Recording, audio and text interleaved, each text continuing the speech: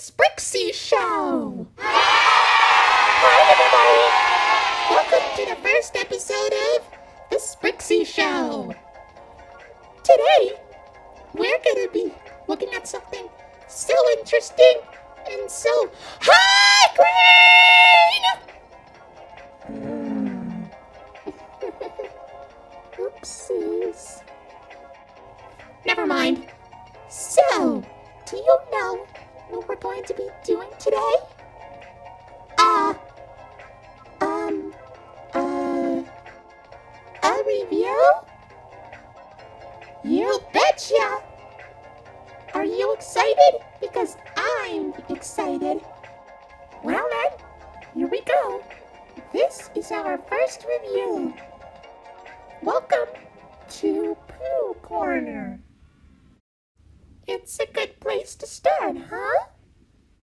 But Green, I heard about this show. It's, well, don't worry, Orange. Please just calm down. It's okay. Ah! I don't want to hear about it anymore! Please. I don't like this show. I want to go home now. Can we just skip this review, please? Please? Anyway, let's continue with the review.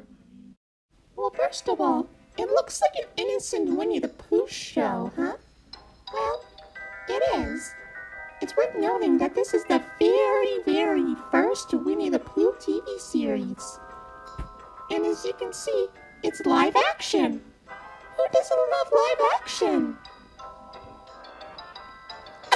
Okay. Let's play it straight. Let's just take a look at some of the differences. The biggest difference is Winnie the Pooh himself. He looks like Winnie the Pooh, only some people think he's creepy looking.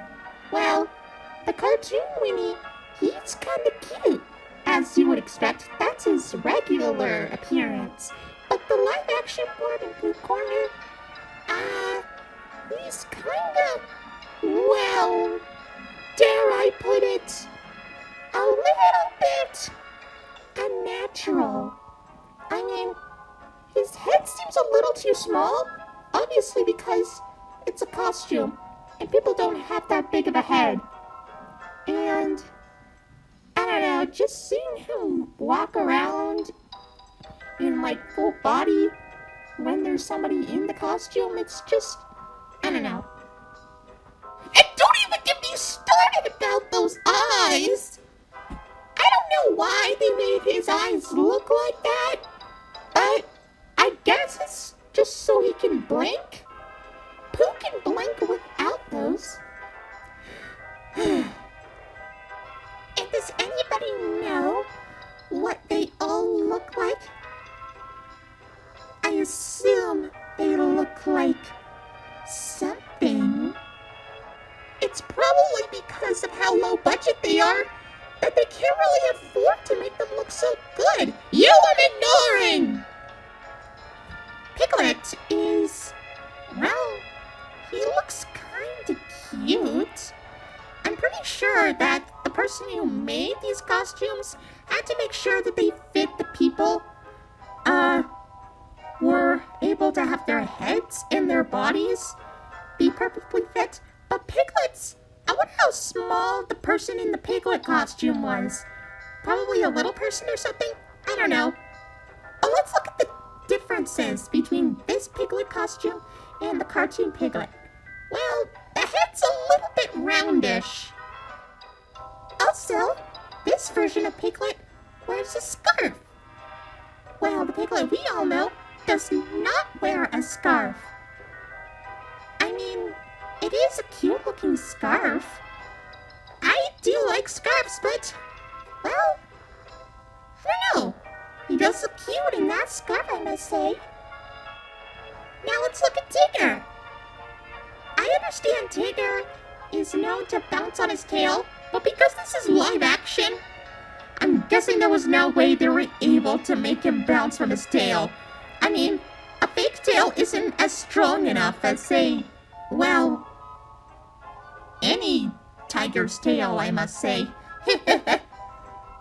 Also, I think that he's a little too, dare I say, quick.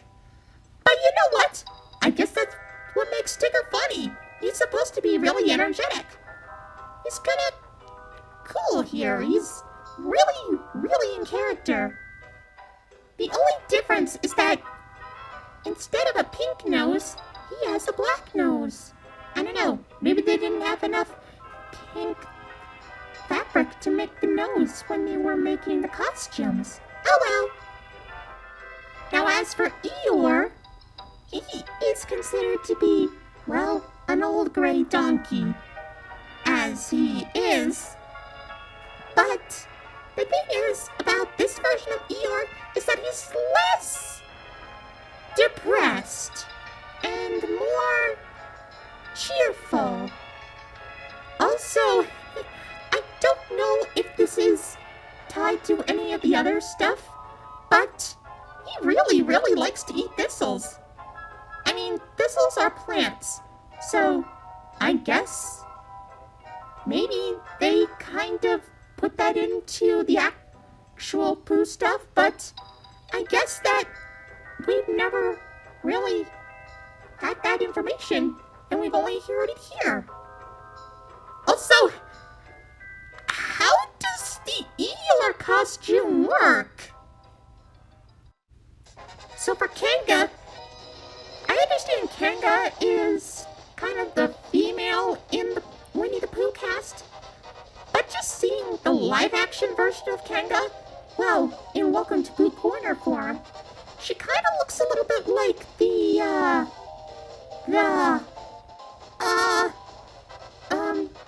alright, let's move on. Roo is, he's actually kind of cute. And that's all. Moving on. As for Rabbit, okay, going back to the costume proportions, and, well, the reason why they look like this is so they can fit the person in the costume. But for this, I feel like Rabbit looks a little bit too, wide. Well, the cartoon Rabbit is more, well, thin, I must say. Also, I noticed that Rabbit is less cranky than his original cartoon counterpart. Maybe the people who make this show just don't like Rabbit being a jerk. Finally, we have Owl. Owl, well, I'm guessing he's more of the, I don't know, he does have the gag of, or the running gag, I must say. Much like Eeyore with the thistles, he likes to talk about his relatives. But you know what? Well, I'm guessing that's kind of a thing he could do. I mean, yeah, sure, he can be very mature and wise, but yeah, just hearing him talk about his relatives is kind of amusing, I guess. But yeah, I'll stick with that. I can understand. G Green? I never knew that the characters had some interesting looks and personalities. It almost felt like that I missed something from the original stuff. Or should I say, the actual stuff that's been around for the longest. I know. And you, on the other hand, always respected them as creepy. But if you keep on looking at them, they might not seem creepy at all. They're actually kind of cute. And really funny. Yeah, sure, it might be pretty low budget. They probably didn't have enough money. But I see them as just okay. They're supposed to be pure and sweet. and adorable. And they are, just like in here. I'm not sure about that, because look at this. PSAs with Pooh? Exactly. PSAs. We need to talk about them. Why are you wearing glasses? Oh! You know what? I don't know. According to this, it seems that they did these PSAs for educational children for schools. They talked about school bus safety and stranger danger. Oh, that's nice. I guess it would have been... Wait, what? School bus safety, etiquette, and stranger danger? Are you telling me that they also entertain children at school? Yeah. Is that a problem? I can't believe that those kids were actually able to pay attention without, worrying. Don't worry about anything. You see, Pooh's Great School Bus Adventure is a 13-minute long PSA that was released, I believe, in 1984. It taught children all about proper school bus etiquette. Well, what the plot is that the gang boards the school bus to deliver a forgotten school lunch to Christopher Robin, which I believe is the only time he was ever addressed to in the show. Anyway, while on the bus, they talk about what to do and what not to do in terms of school bus safety. This includes not running in front of the bus, not going under the bus, and don't eat or drink on the bus. Proper safety, school bus stuff, all that kind of, stuff like that. It's not really that popular. In fact, I'm pretty sure that you can only find a VHS copy of it somewhere in, a really old vintage antique store or something. Some kind of thrift shop.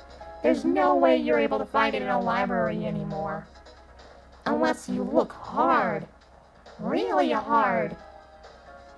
Come on. I feel like that this is probably one of the most jarring things I have ever experienced from Winnie the Pooh, but there's more. However, there was another PSA, which is obviously the Stranger Danger one. Too Smart for Strangers was released in 1985 and was 45 minutes long. That is a very long one, but it's only lasts 45 minutes. In this one, you have to learn all about stranger danger. It features a few kids talking about what to do when approached by a stranger and what to do when, that happens. And of course, the Winnie the Pooh characters also give some tips on how to stay safe. Don't let a stranger in your house when a parent isn't home. Don't take anything from a stranger if they offer it to you, and run away when approached by a stranger while on the street. The reason why this is so infamous is because, they also talk about molestation, which is, touching private parts! They talk about private parts in this! But despite all of that, it's still a really good show, just like all the other ones. Well, that's our show. Bye!